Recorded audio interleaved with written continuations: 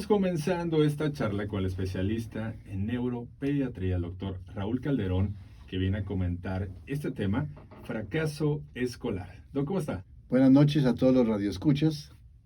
Y es un tema muy interesante, Doc, el que vamos a comentar. Fracaso escolar. En la actualidad lo llegamos a relacionar mucho con la pandemia, Doc. Los niños que no estuvieron asistiendo constantemente, pero bueno, díganos, ¿qué es el fracaso escolar? Es interesante que muchos términos se ponen de moda y hubo un tiempo más o menos a principios de los 2000 se hablaba mucho del fracaso escolar, pero como usted menciona ahora en la pandemia, vemos que a quién le podríamos denominar que entra en el rango de un fracaso escolar. Es alguien que no tiene a lo mejor una discapacidad intelectual, es alguien que es un estudiante que está rindiendo por debajo de sus aptitudes. O sea, yo tengo la habilidad para leer, escribir y sumar y estoy rindiendo por debajo de eso. Entonces, ¿qué es lo que ocurre? Estos niños, lo hemos visto ahora en la pandemia. Un ejemplo, mi hija está estudiando ciencia de la comunicación. Me dice, oye papá, fui a una escuela a ver a niños de tercera de primaria y ninguno sabe leer. Dijo, y es normal. Le dije, no, mijita. Pero ninguno, papá, ninguno sabe leer. Entonces, cuando tú le preguntas a algún padre, ¿hay alguna problemática? Y dice, no, pues todos están igual. Entonces, a veces queremos medir en el mismo parámetro, pero para tercero de primaria y no saber leer es una problemática. Entonces, todos entrarían en el término, están teniendo un fracaso escolar, porque la aptitud o la habilidad para leer la tienen, pero estuvo influenciada por ese deprivación académica en la pandemia, y todo el mundo sabemos que durante la pandemia muchos recibieron clases 45 minutos a la semana. Es cierto. Entonces, cuando eso es un factor que influye. Dos, algunos me decían, doctor, es que en la casa no tenemos internet. Entonces, aunque yo tenga clases todos los días, ¿cómo le hago? Entonces, a veces iban con la casa de la tía, de la abuelita, pero entonces estaban todo el mundo en línea y el internet no alcanzaba para todos y se cortaba. Entonces, es un factor que me está influyendo en yo tener ese fracaso escolar. Entonces, tenemos la pandemia influyó, tenemos el internet influyó. Entonces, ahora todo lo que tiene que ver con la comunicación, todas las redes sociales, ahora cada vez los niños, cuando menos en mi época íbamos a una biblioteca, y hacíamos fila y sacábamos copias. Y ahora el maestro te pide muchas cosas esperando que tú, por requisito, tengas internet en tu casa. ¿Y si no tengo? ¿Y si no es suficiente?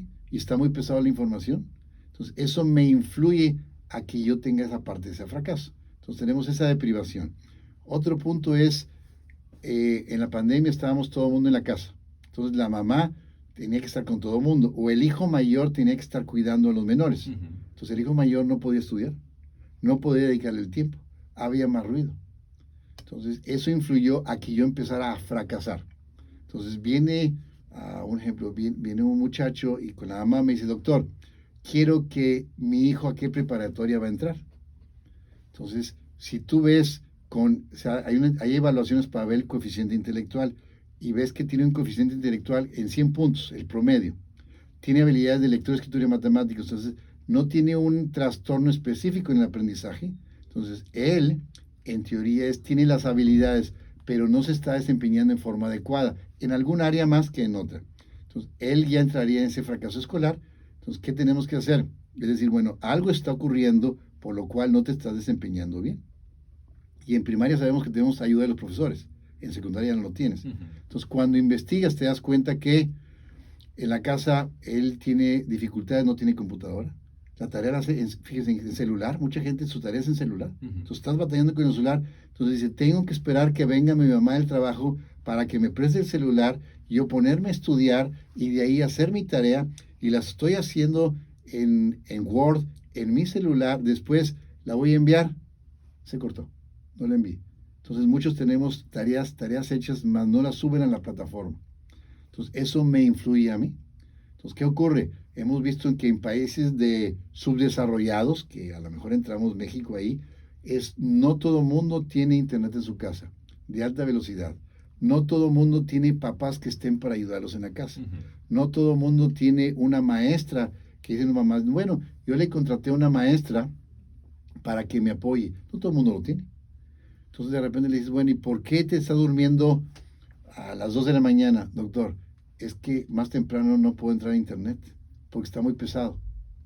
Entonces me espero a cierta hora para empezar a entrar a internet, para poder empezar a hacer las cosas. Me duermo a la 1 o 2 de la mañana y me tengo que levantar a las 5 porque me tengo que ir en camión a la secundaria o me tiene que llevar a mi mamá. Entonces tenemos factores de movilidad, tenemos a veces las expectativas de los padres que son muy bajas o los padres tienen que trabajar. Entonces todo eso me está influyendo en la parte de aprendizaje.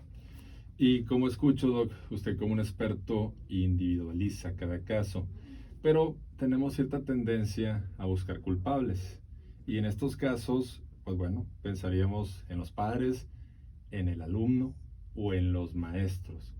¿Cómo saber quién está fallando en este fracaso escolar, Doc? Entonces, muy interesante que esté comentando esto. En la casa, vamos, voy a ir a mi época hace muchos años. Y no sé si sigue ocurriendo. Los maestros decían, están castigados y les voy a poner tarea. Entonces yo llegaba a mi casa y me decía, ¿tienes tarea? Sí, nos castigaron. Entonces utilizamos, la tarea es mentalmente en el subconsciente como un castigo. Se portaron bien, papás, hoy no tengo tarea. Entonces de nuevo la tarea no debe ser un castigo, debería ser algo para yo desarrollar un aprendizaje, tener un objetivo. Entonces, número uno, el maestro esta es una tarea, estos son los objetivos de aprendizaje. Queremos alcanzar que aprendas esto, esto y esto. Y luego, cuando yo llevo la tarea, muchos niños dicen, al cabo, ¿para qué la hago? No la revisa el profesor.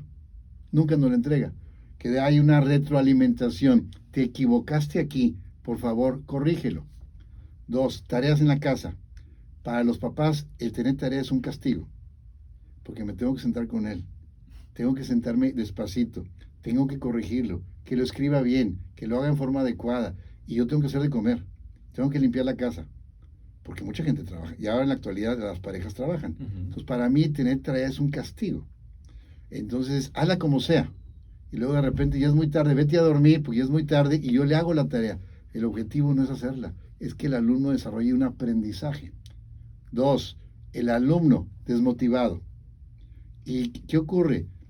En la época de ahora, nuestros hijos tenemos distractores, televisión, computadora, internet, videojuegos, celular. Entonces ya ves todo un niño de 4 años que ya tiene un celular y le digo a los papás, ¿y el celular? Se lo regaló el abuelito. Entonces el niño, ya, a esa edad ya saben entrar a la red y están todo el día jugando. Entonces, ¿qué es más interesante? ¿Hacer una tarea o jugar? Jugar. Es cierto. Y hay que estar muy atentos como padres, Doc. Darles el seguimiento, pero sobre todo el tiempo. Entonces, como usted menciona, es inculcar desde pequeños. La tarea es para adquirir un conocimiento. Y luego desde pequeños ¿sabes qué? Vamos a dedicar un tiempo a la lectura. Y no ponernos a leer algo de Shakespeare. Sencillamente, yo me acuerdo a mis hijos les decía, ¿qué te gusta? Nintendo. Cómprale una revista de Nintendo, que la lea, platícamela. ¿De qué te gusta? Fútbol, de tu equipo preferido. Léelo, ¿qué dicen los Rayados? ¿Qué dicen los Tigres? ¿Quién va ganando? Entonces, desarrollarle el gusto a la lectura. Y eso vamos a mejorar nuestra fluidez, la comprensión, y al final es una herramienta que voy a adquirir para la escuela, porque en la escuela, ¿qué hacemos? Hay que leer todo. Desde el examen, las instrucciones, y si leo más rápido, lo acabo en menos tiempo. Y si me hace menos una carga y me desmotiva menos. Y comprender la lectura. Y efectivamente, lectura y comprensión, porque todo el mundo dice, voy a entrar a un curso que voy a leer 1000 palabras por minuto. Y les preguntas, ¿qué leíste? Ah, pues yo no sé. Yo leo 1000 palabras por minuto. Claro, sabemos que desarrollan otras habilidades esos cursos.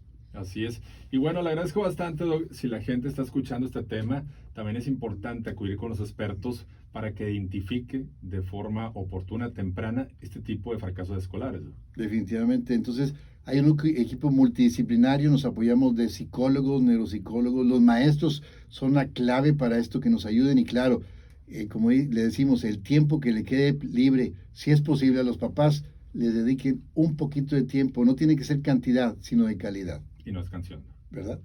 Le agradezco bastante al doctor Raúl Calderón. Doc, me está manejando redes sociales. Ajá, entonces estamos en TikTok, en Instagram y en Facebook bajo el rubro de DR Raúl Calderón.